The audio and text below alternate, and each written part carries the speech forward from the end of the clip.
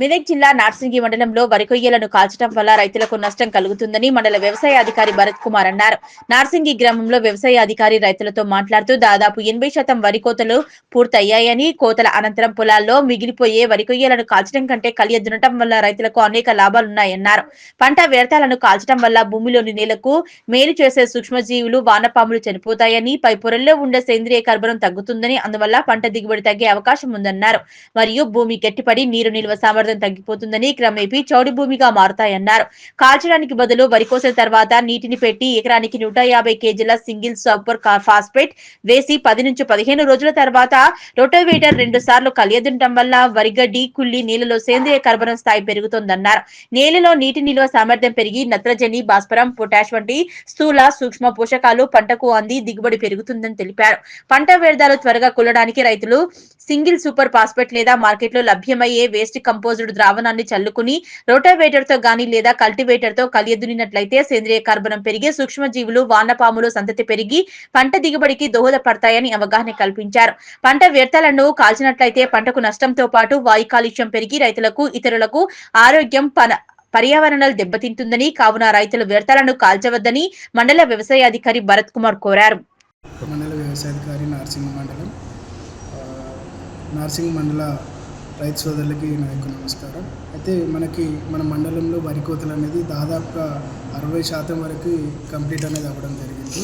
అయితే వరి కోసిన తర్వాత రైతులకు అనేది అవగాహన లేకపోవడం వల్ల కొంతమంది రైతులు వరి కొయ్యలని, గడ్డిని అనేది కాల్చడం జరుగుతుంది. దీనివల్ల మనకి లాభాలు, నష్టాల గురించి రైతులకి మా వ్యవసాయ శాఖ ద్వారా అవగాహన అనేది కొంత కల్పించడం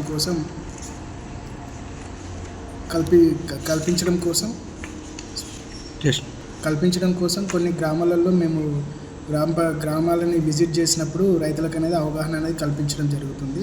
అయితే వరి కోసిన తర్వాత రైతులు పొలంలో నీరు పెట్టుకొని ఒక 3 బస్తాల వరకు, అంటే 150 కిలోల సింగిల్ సూపర్ ఫాస్ఫేట్ అనేది వేసుకొని ఒక 10 రోజులు వదిలిపెట్టిన తర్వాత అది మనం రోటోవేటర్తోని దున్నుకున్నట్లయితే మనకు నేలలో 50% సేంద్రియ కర్బనం అనేది పెరగడం జరుగుతుంది. మనకు నేలలో సేంద్రియ కర్బనం అనేది లేకపోవడం వల్ల మనం నేలకి ఎంత ఎరువులు వేసినా కూడా మనకి మొక్క అనేది ఆ ఎరువులని, ఆ పోషకాలను అనేది తీసుకోదు. కాబట్టి మన నేలలో సేంద్రియ కర్బనం అనేది చాలా అతి ముఖ్యమైన ఒక పోషకం. కాబట్టి మనకి ఈ విధంగా సింగిల్ సూపర్ ఫాస్ఫేట్ అనేది వేసుకొని దున్నుకోవడం వల్ల నేలలో సేంద్రియ కర్బనం అనేది పెరగడం వల్ల మనకి నేలలో ఉన్న పోషకాలు అనేది మొక్కకు అందుబాటులోకి వచ్చి మొక్క అనేది నేలలో ఉన్న ఎరువులని, పోషకాలని తీసుకొని మనకి ఎక్కువ దిగుబడి అనేది రావడానికి అవకాశం అనేది ఉంటుంది.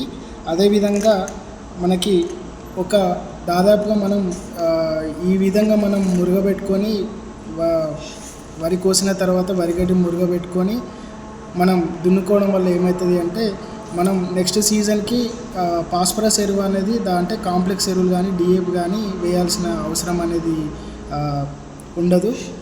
ఇంకోటి మన నష్టాల గురించి చూసుకున్నట్లయితే మనకి వరి కొయ్యలు అనేది కాల్చడం వల్ల, వరిగడ్డిని కాల్చడం వల్ల వాయు కాలుష్యం పెరగడమే కాకుండా మనకి నేలకు మంచి చేసేటువంటి వానపాములు, సూక్ష్మజీవులు అనేది చనిపోవడం అనేది జరుగుతుంది.